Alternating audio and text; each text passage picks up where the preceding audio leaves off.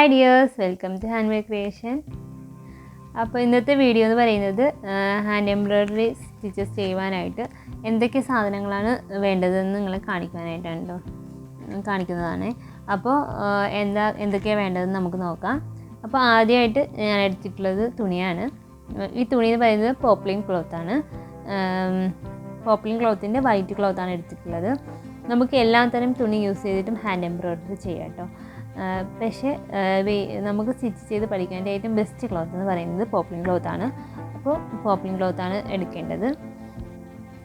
പിന്നെ വേണ്ടത് hand embroidery ത്രെഡാണ്. ഇത് പല ഷെയ്ഡിലും ഉണ്ട്. ഡബിൾ ഷെയ്ഡായിട്ടും സിംഗിൾ ഷെയ്ഡായിട്ടൊക്കെ കിട്ടുന്നുണ്ട്. പല കളേഴ്സിലും ഉണ്ട്. അതുപോലെ തന്നെ പല ക്വാളിറ്റിയിലും കിട്ടുന്നുണ്ട് കേട്ടോ. അപ്പോൾ ഏറ്റവും ബെസ്റ്റ് ക്വാളിറ്റി എന്ന് പറയുന്നത് ആങ്കറിൻ്റെ ത്രെഡാണ്. അപ്പോൾ നമുക്ക് ബേസിക് സ്റ്റിച്ചസ് പഠിക്കാനായിട്ട് കുറഞ്ഞ ത്രെഡ് മതിയാകും. അപ്പോൾ കുറഞ്ഞ ഹാൻഡ് എംബ്രോയ്ഡറി ത്രെഡ് മേടിക്കുക കേട്ടോ. പിന്നെ വേണ്ടുന്നത് എന്താണെന്ന് വെച്ചിട്ടുണ്ടെങ്കിൽ നീഡിലാണ്. നീഡിൽ ഇതുപോലെ സെറ്റായിട്ടും കിട്ടും, സിംഗിളായിട്ടും കിട്ടും.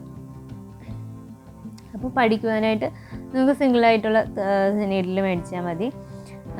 പിന്നെ വേണ്ടുന്നത് എന്താണെന്ന് വെച്ചിട്ടുണ്ടെങ്കിൽ പേന, പെൻസിൽ, സ്കെയില്, ഇതൊക്കെയാണ്. പേനയോ പെൻസിലോ ഏതെങ്കിലും ഒന്ന് മതിയാകും. നിങ്ങൾക്ക് ഏതാണ് വേണ്ടതെന്ന് വെച്ചാൽ അതെടുക്കുക. പിന്നെ സ്കെയില് വേണം. സ്കെയില് യൂസ് ചെയ്യുന്നത് വെച്ചാൽ നമ്മൾ ലൈൻ വരച്ചിട്ടാണ് ആ ലൈനിൽ കൂടിയാണ് നമ്മൾ ഓരോ സ്റ്റിച്ചും ചെയ്ത് പഠിക്കുന്നത്. അപ്പോൾ ലൈൻ കറക്റ്റായിട്ട് വരച്ചതിന് ശേഷം മാത്രമേ നമ്മൾ അതിൽ കൂടി സ്റ്റിച്ച് ചെയ്യാവൂ. എന്നാലേ നല്ല പെർഫെക്റ്റ് ആയിട്ട് നമുക്ക് സ്റ്റിച്ച് ചെയ്തെടുക്കാൻ പറ്റുള്ളൂ.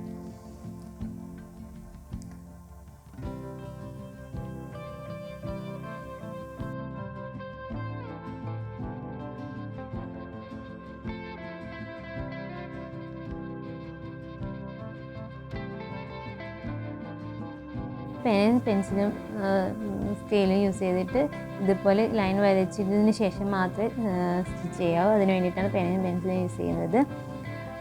പിന്നെ വേണ്ടുന്നത് ഫ്രെയിമാണ്. ഫ്രെയിമിൻ്റെ പല സൈസും കിട്ടും കേട്ടോ.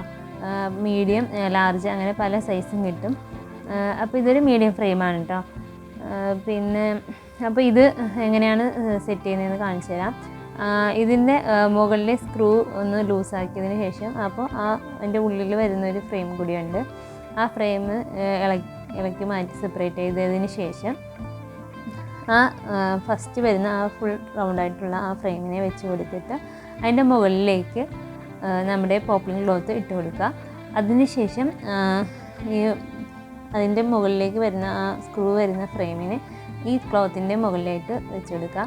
എന്നിട്ട് അടിയിൽ വെച്ച് കൊടുത്ത ആ ഫ്രെയിമും ഈ മുകളിലെ ഫ്രെയിമും ഒരേ നിരപ്പിൽ വരത്ത രീതിയിൽ വെച്ച് സെറ്റ് ചെയ്തതിന് ശേഷം മാത്രം സ്ക്രൂ നന്നായിട്ട് ടൈറ്റ് ചെയ്ത് കൊടുക്കുക കേട്ടോ. സ്ക്രൂ നന്നായിട്ട് ടൈറ്റ് ചെയ്തതിന് ശേഷം ആ തുണിയുടെ സെൻറ്ററിലായിട്ട് ഒന്ന് അമർത്തി കൊടുക്കുക കേട്ടോ. അപ്പോൾ അമർത്തി കൊടുക്കുമ്പോൾ തുണി താഴേക്ക് പോകുന്നുണ്ടെന്ന് കാണുന്നുണ്ടെങ്കിൽ തുണി നന്നായിട്ട് വലിച്ചു കൊടുത്ത് ഒന്നുകൂടി ടൈറ്റ് ചെയ്യുക. എന്നിട്ട് വീണ്ടും സ്ക്രൂ ഒന്നുകൂടി ടൈറ്റ് ചെയ്ത് കൊടുക്കണം.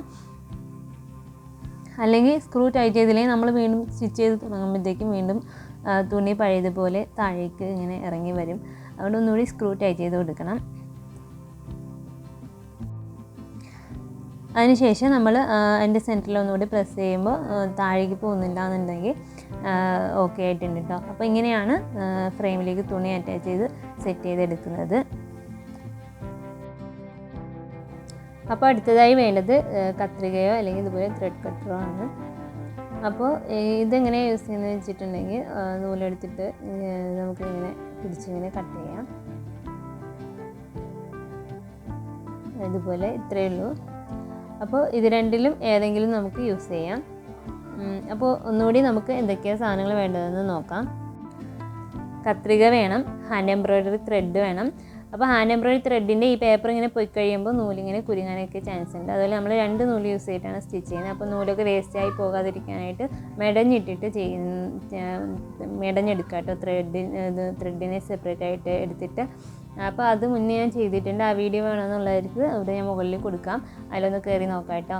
പിന്നെ വേണ്ടത് പേനയും പെൻസിലുമാണ്, സ്കെയില്, പിന്നെ നീഡില്, ഫ്രെയിം, പിന്നെ വേണ്ടത് വൈറ്റ് ക്ലോത്താണ് കേട്ടോ. പോപ്ലിൻ്റെ വൈറ്റ് തന്നെ എടുക്കണം, അതിലാണ് നമ്മൾ സ്റ്റിച്ച് ചെയ്ത് പഠിക്കുന്നത്. അപ്പോൾ ഇത്രയുള്ള സാധനങ്ങൾ ഇതൊക്കെ ഒന്ന് വാങ്ങി വയ്ക്കുക.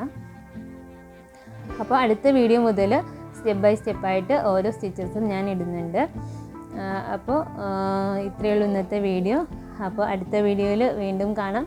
അതുവരെയും ടേക്ക് കെയർ, ബൈ ബൈ.